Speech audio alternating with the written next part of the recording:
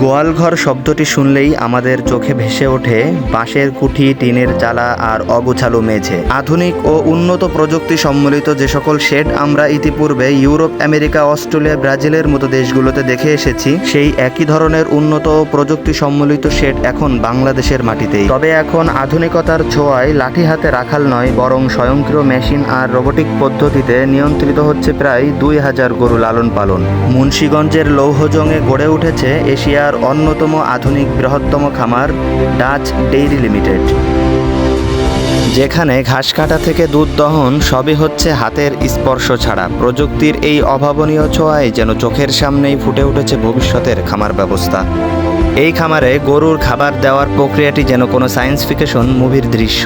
মাঠ থেকে ঘাস কাটার পর তা সরাসরি চলে যায় TMR মেশিনে, সেখান থেকে স্বয়ংক্রিয়ভাবে গ্লাইডিং হয়ে আধুনিক পদ্ধতিতেই গরুর সামনে পরিবেশন করা হয়। ফলে মানুষের হাতের কোনো স্পর্শ ছাড়াই গরুগুলো নিরাপদ, স্বাস্থ্যসম্মত, নিয়মিত খাবার পাচ্ছে। শুধু এবছর কুরবানির জন্যই এখানে প্রায় 600 ষাঁড় প্রস্তুত করা হচ্ছে।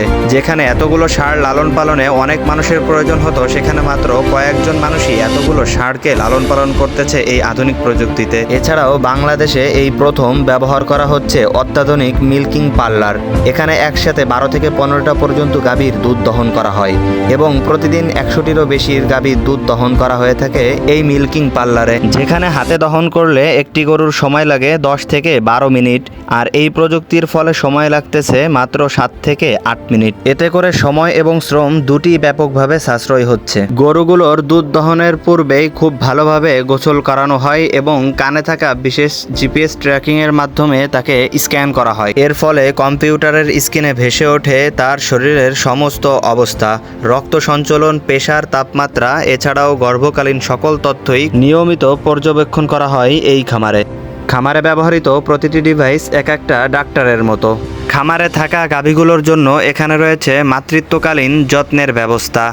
বছরে 305 দিন দুধ দিলেও বাকি সময় গাভীগুলোকে বিশ্রামে রাখা হয়, যাতে করে সুস্থভাবে বাচ্চাগুলো জন্ম দিতে পারে। এছাড়াও এ খামারে রয়েছে এশিয়ার অন্যতম বৃহৎ বায়োগ্যাস প্লান্ট। গরুর গোবর ও বর্জ্য ব্যবহার করে প্রতিদিন 8 থেকে 10 ঘন্টা ব্যবহার উপযোগী বিদ্যুৎ উৎপাদন করা হচ্ছে, যা খামারের জ্বালানি চাহিদা পূরণ করছে। প্রতিদিন এই খামারে প্রয়োজন হয় প্রায় 40 টন সাইলেজ এবং 20 টন দানাদার খাবার। দানাদার খাবারের মান বজায় রাখার জন্য সরাসরি ব্রাজিল থেকে আমদানি করা হয়।